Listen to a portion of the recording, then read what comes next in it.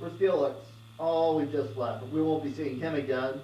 It's true. Wanna play cards? Yeah. What? Yes, was it? No, I didn't want the chart. Although Agnes, no, I don't want the chart. I just been trying to save a little money. I've been eating at home a lot. Yeah, I'll see you. You might look at the kids. Well, it's true. Alright. It's my house, not a pigsty.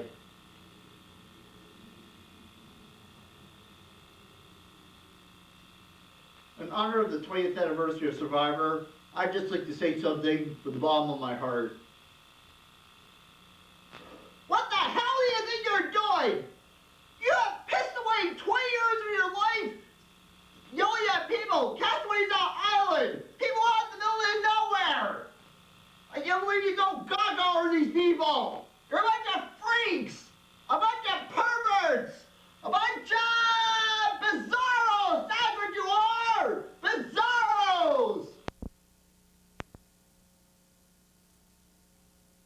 Ha ha ha ha ha ha ha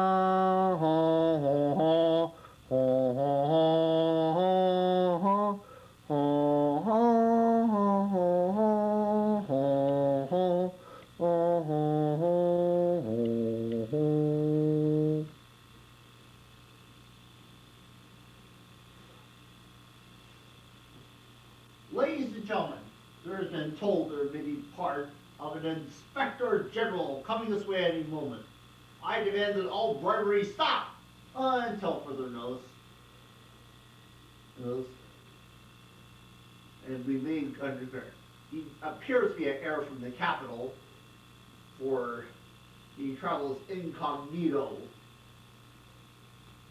and post method. I want to read every single piece of mail that comes through. So any information is important. Of course, I've been reading people's mail for years. Learned so much. Did I tell you about the man of the wall weekend in Kiev? Sir, yes? Went to the hotel, the proprietor. I went to the hotel. You talk to Pierre Ravinsky. You talk. And you, Pierre Ravinsky, well, went to the hotel, and he told us the man from the capital there.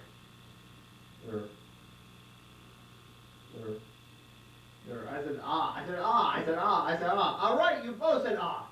The main thing is, you haven't found our Inspector General to the hotel. Oh, what a dog's life. Life of a hotel clerk is a servant. I remain loyal to a man who spends all his money on gambling. Joseph, I want you to go to the Joseph, I want you to go to the kitchen and tell the chef to prepare our lunch. You haven't prepared paid our bill the last 3 months. The man's threatening to give us a move. How these people are our credit? Oh, come on. Please? No. But I'm hungry! Quiet! There's something approaching. This could be our eviction notice. It's clear we stand before greatness. Look, are you our Inspector General? I am? I mean, yes. You may kiss my hand. Indeed. And so, Prestakov and Yosef went to the capital. And then, she was so romantic and and wait, what are you doing here? Hide.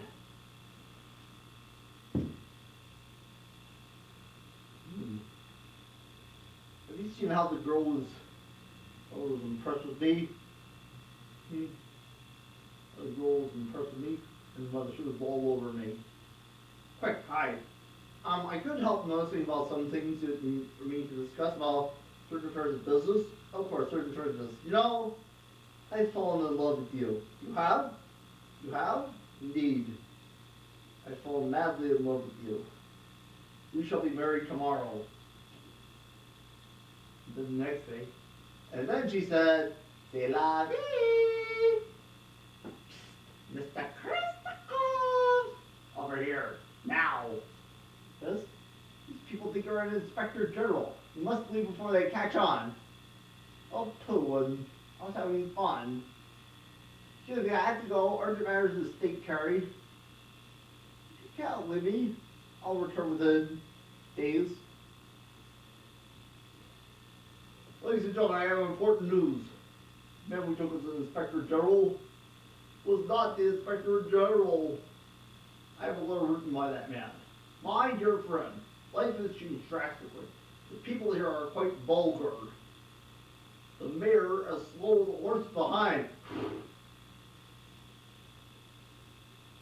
The mayor's wife as vain as an ostrich. Huh? The mayor's wife as slow as a peacock.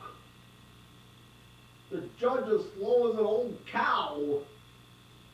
The landowners as worthless as mangy mutts. And the postmaster as dull as a donkey. I have other pieces of news. The real Inspector General has arrived. The end.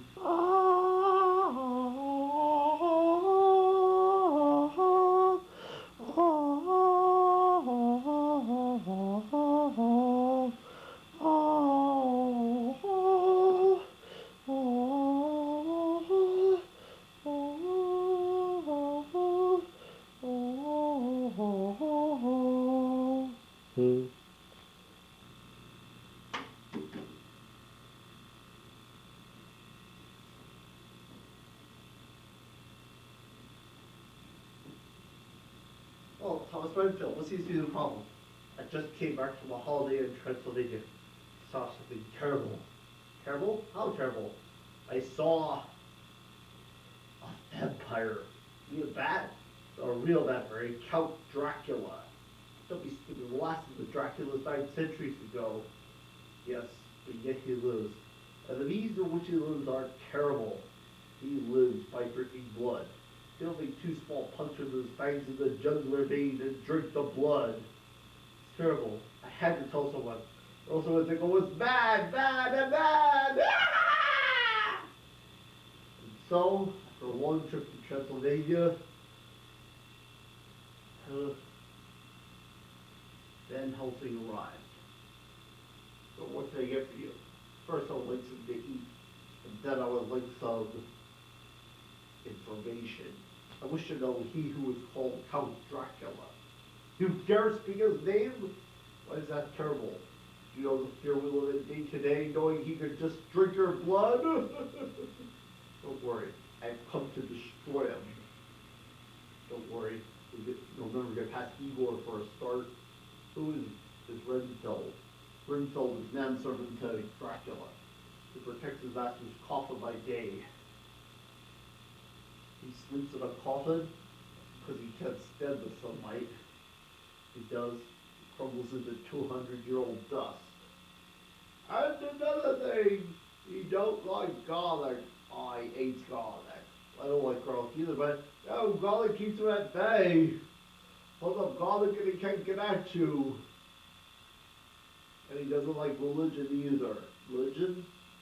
Of course, hold a cross or any Christian symbol or religious symbol, and he can't get at you. I can keep him at bay during the day and you can't get to him at night. How can I kill him? Steak! Oh, he doesn't like steak either. How about French fries or a side salad? Not that sort of steak. He's a wooden steak. Sharpened wooden steak. Cake steak. Hammer into his heart. The only surefire way to kill a vampire. I have an idea. I know what to do. So, that night, Van Helsing took the works out of the camera and placed inside a wooden stake. He also placed a small explosive charge powerful enough to inject the stake into the heart of the foul fiend. Then he was ready. Wake up, sleepyhead. It's night now. Ah, the night is wonderful. Ah, it's a wonderful night. The sunlight makes one feel good to be dead. I will go into the village and have a bite. Ah, my fresh meat. What can I do for you? I've come to take a picture for you from the Transylvania News Department. You can't take a photograph. I'm a vampire! Not so fast! You mean, yes, I'm a vampire and I've come to destroy you. Ah! Ah! Ah! That doesn't Dracula, your days of terrifying people are over. You didn't kill me, but he shall pay.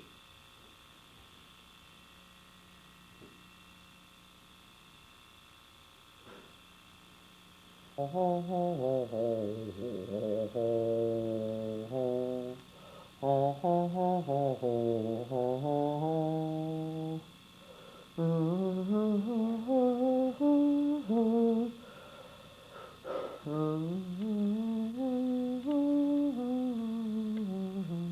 Christmas Eve many years ago, I was listening for a sound a friend told me I'd never hear, the ringing bells of Santa's sleigh.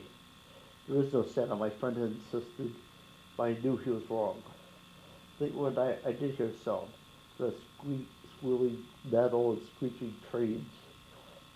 I saw a train standing perfectly still outside my house. The conductor took a large pocket watch. All aboard, he said. I went up to him. Well, you coming? Where? I asked. Why, to the North Pole, he said. This is the Polar Express. I took an outstretched hand. He pulled me aboard. The train was full of other children, all in pajamas and makeup. Say Christmas carols and ate candies and new concerns as way snow. We drank cocoa and rich and thick and mellow chocolate bars. Lights of town flickered as the Polar Express creaked northward. Soon there were no more lights to be seen. Some wee wolves going past our train. But the Polar Express never slowed down. It speeded northward. Climbed mountains so high we felt we could scrape the moon. The Polar Express never slowed down. Faster and faster we went, like a car on a roller coaster. Across the great desert of ice, the great polar ice cap. The conductor said, there is the North Pole. The North Pole, the great city at the top of the world where every toy in the world was made.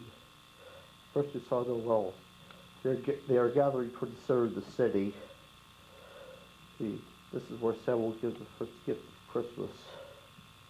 Who receives the first gift? We all laughed. He said, we will choose one of you. Look, said the children. The elves. There were 1,000 elves. The train slowed to a crawl. So slow. So the conductor let us outside. Prepared. The elves all cheered. Says, let's have this fellow over here. Climbed to this way. I sat and laughed and he said, now, what would you like for Christmas? I knew I could have any gift I could imagine. One thing I wanted most was one silver bell from Santa's sleigh. I told Santa, he gave me a home. He told the elf to cut a bell from the reindeer's harness. He held the bell up and he said, the first gift of Christmas. The clock struck 12 as the elves roared their approval. I got out of this thing, and I cracked his whip and the sled charged forth in the dark polar sky. When we got back to the Polar Express, the children asked to see the bell. The only thing I felt was a hole. Let's try outside and look for it. The train was so lurched forward. We were on our way home. It broke my heart to lose the bell. The train stopped outside my house. I got off and left the other children. The conductor said something. I said, what? He said, Merry Christmas! And the Polar Express spread away. On Christmas morning, my little sister Sarah and I opened our presents. We looked at everything was wrapped, found one small box on it. Had my name in it. Said, found this on the seat of my sleigh. Fix that hole in your pocket. Signed, Mr. C. I shook the bell. It made the most beautiful sound I had ever heard. My father said, it's too bad. Yes, it's broken. I shook the bell. My parents had not heard a sound. One time my friends could still hear the bell. As years passed, it fell silent for him. Even Sarah found out she could no longer hear its sweet sound. But I've grown old, bell still rings for me. That's for all who truly believe. Anyway, we hope you enjoyed these movies. It's all worth it. Anyway, hope you had a good time and it's worth it. And we hope you keep buying these movies for 2003. It's all worth it. It's all worth it. Harris Singh, a full-service entertainment company. Anyway, we hope you enjoyed these movies. We hope to see many of you in the many years to come. So good luck and drive safely.